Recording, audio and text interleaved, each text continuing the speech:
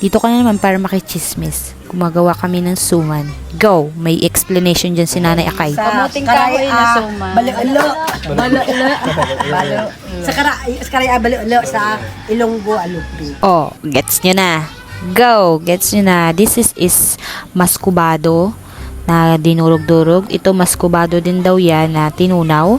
Tapos, squeeze nila yung kamote na ginadgad. Tapos, meron kami kukumama kasi wala ang nyug. Kukuha sana kami ng nyug kaso may bubuyog, girl. Gusto mo bang magpakagat ka na lang? After nun is, ganyan-ganyan mo na siya, oh. Inday experiences nila ganyan ng gatas. Mas masarap sana, guys, kung yung totoong nyug. Kaso, may putakte nga. Anong gagawin? Gusto mo pakagat-kagat ka na lang dyan? Oh, tingnan nyo. Tapos, gugupitin syempre para pantay. Habang nag-iintay, pumunta kami dun sa kapitbahay. Humingi kami ng makopa. Kaya yan, kumakain-kain kami, diba? Sarap yan. O, diba si Jana? Hindi magpapatalo. Sobrang tibay ng sikmura. Go. Tapos, binuhos na yung tinunaw na maskubado.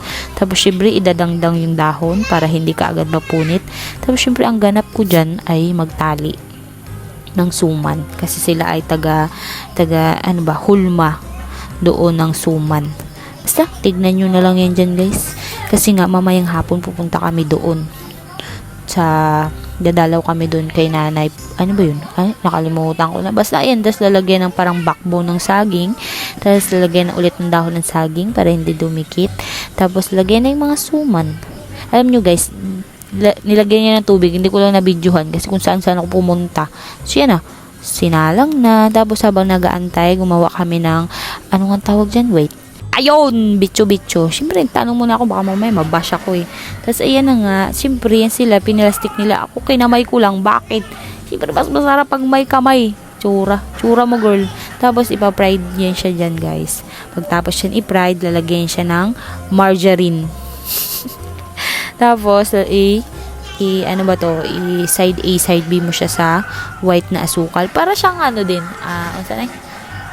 maruya. Pero kamote siya, guys. Sarap yan, lalo na pag mainit pa. Sarap yan with kafe. You know, kafe? Go. Alam mo na yan. Tapos yan na. O, diba? Alam nyo, guys, hindi na puno yung tupperware na yun kasi kada ganyan. Kumain. Babansin. Wow, pa SMR. Tura niya, go. Sarap, guys. Sobrang sarap. Tapos yan, nakipag-cheer na ako kasi kumain kami. Tapos ito, nagmerenda sila habang nagaantay ng suman na maluluto.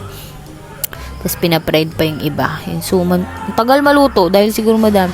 Tapos gabi na. Yan, gabi na, diba? Tapos siyempre Halloween. Hindi kami natuloy, guys, pumunta dun sa sementeryo kasi nga umuulan. Lakas ng ulan, guys. Kaya dito na lang kami. Nagpaint-paint yung mga bata ng basta, yung binili ko sa TikTok, alam niyo yung finger paint yan. Ayan, slayable, go.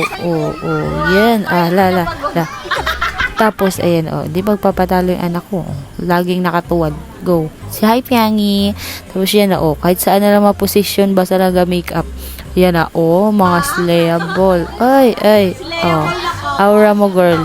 Go. Ay, Harley Quinn. Yay. Wala kaming baseball bat kaya bato na lang. Pwede na yan. Pwede na yan, girl. Ay, nako. Bukas na lang siguro kami pupunta doon after church. Anyway, ayan na, busy na sila mag-prepare kasi nga pupunta kami sa labas magpipicture. Yan na kami sa labas. Sige na, go. Panis. Ganda. Kinta nyo?